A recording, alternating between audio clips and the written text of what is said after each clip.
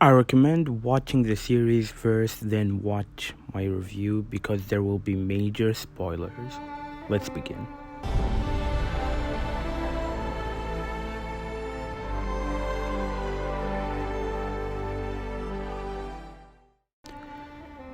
Geralt began training Ciri. When they entered the keep, Geralt saw a memory of him and Eskel. Then went to check on Vesemir as he was examining the mutant lesion that consumed Eskel. Vesemir was trying to track down the other mutated Leshy by running some tests in the body. Switching to Aretuza, the mages and sorcerers were trying to discover Nilfgaard's next plans. Suddenly, Yennefer appears. In the last episode, we saw her running away from the unity of elves and Nilfgaard. She was going back to Aretuza. Tissaia told Yennefer to lay low and let Vilgefortz carry the mantle of victory. Back to Ciri, she was training hard but now with the supervision of Cowen and Lambert. Lambert took her to do real witcher work, the real training, not just sitting sacks of straw. Back to Geralt and Vesemir, they honored Eskel's body by feeding it to the wolves. I mean, it's a great development, but I prefer burning the body just like in Witcher 3. Back to Aretuza, Stregobor was telling the other mages and sorceresses the story of Falka. However, he doesn't know the story. He described her as a murderer girl who kills kings. Later, Esther joined the party and told the real story of her, in which she got forgotten by her family. She was determined to take back that she believed rightfully belonged to her as the eldest child.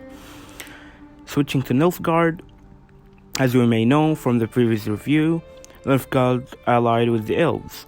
Fringilla met Francesca again at the castle. Francesca was told by a stranger, masquerading as Etheline, to go to Nilfgaard to find Dol Blasana. In the books, Emir promised Francesca to give her Dol Blasana. Because it was ruled by Nilfgaard, he enlisted many mages and sorceresses to protect Nilfgaard from future attacks.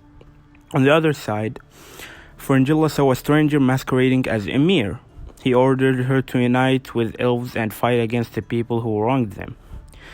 Back to Yennefer, she was moving through the hallway until she found Cahir imprisoned. After the Battle of Sodden, Tissaia held Cahir captive. Later, Yennefer went back to the hallway, and suddenly Stregobor came by. He does the magic that Tissaia used on Cahir to see Yennefer's memories. He succeeded in that until Tissaia interfered. Back to Kaer Morhen, Geralt was talking to Vesemir. He was sorry for Eskel. Later, Cowen came by and told Geralt that he needs to see some things important. He saw Ciri training in the deadly area. She was so close to passing the whole training, but she fell. In Aretuza, Stregobor needs to answer for his treason. He attacked one of his own. The decision is made. To prove that Yennefer is not a spy in Aretuza, she needs to execute Cahir in front of all the Northern Kingdom. She tried to escape the consequences by running out of Aretuza, but Esther told Yennefer that Stregobor's spies are outside, so she can't escape without getting caught. After that, she saw visions of this woman. "Come to me," she said. Back to Ciri, Geralt asked Ciri to describe her fear to him. She described it as she was being pulled by someone. He asked her where would that feeling be. She said in the woods. So they went into the woods. They found Eskel's Leshy, and what happened? Yeah, she got pulled by him. She predicted the future.